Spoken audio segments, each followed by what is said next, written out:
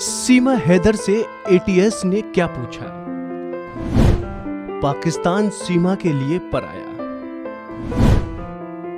प्यार की खातिर सवालों के घेरे में सीमा। ये इश्क नहीं आसा, बस इतना समझ लीजिए, एक आग का दरिया है और डूब कर जाना है।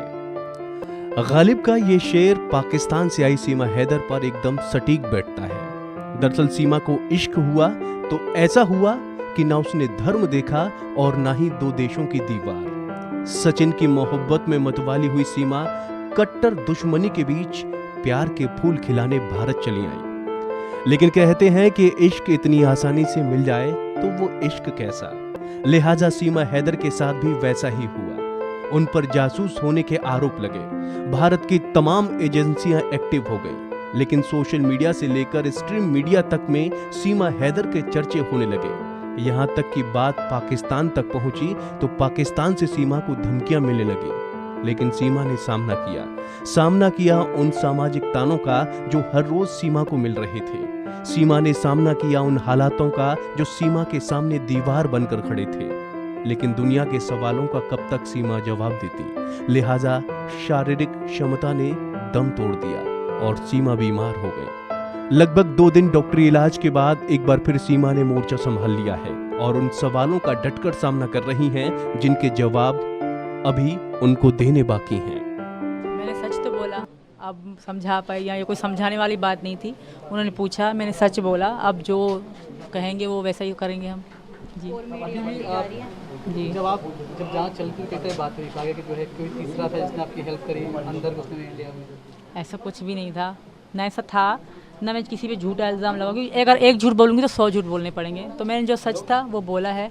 आगे जो यहाँ का कानून करेगा मुझे कबूल है। अभी तक जांच में कुछ मिला नहीं आपके खिलाफ, लेकिन ये नियम है कि जो भी इलीगल तरीके से आता है उसे डिपोर्ट करते हैं, वापस भेजते हैं पाकिस्तान। आपको भी और भेजा गया तो ऐसा कैसे करेंगे? मैं यहाँ की बहू हूँ, मैं यहाँ उम्मीद लेके आई हूँ। आज से यहाँ का कानून ऐसा नहीं करेगा। बिलीव, यकीन है, मुझे भरोसा है, ट्रस्ट कहूँगी, ट्रस्ट है।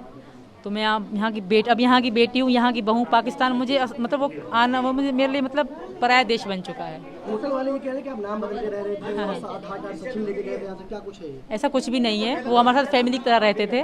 वो पता नहीं क्यों कह रहे हैं, हमने नाम लिखवाया ही नहीं था। पहली बात उन्होंने लिखा ही नहीं था, पहले ये थे तो उन्होंने से पूछा था और हमने पैसे पेमेंट करी थी। वहाँ पे इतनी सख्ती नहीं होती। तो वो होटल वाले बहुत अच्छे थे, फैमिली की तरह रहे थे। वो ज़ाहिर अब खुद को बचा।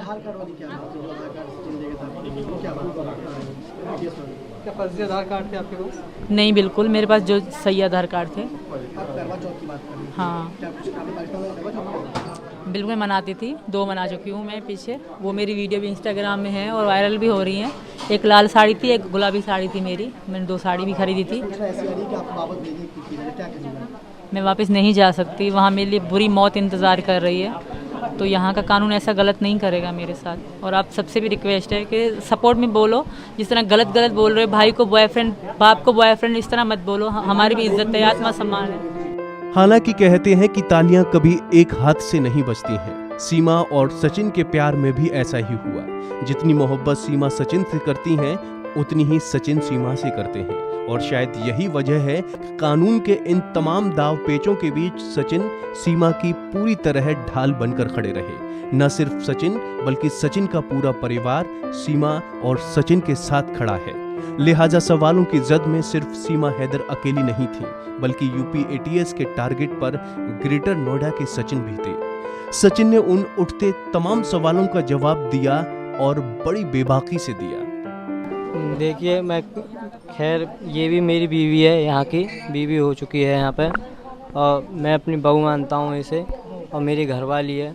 ऐसा ना करें कि हम दोनों का जीवन खराब हो और हम दोनों बस सही सलामत रहना चाहें।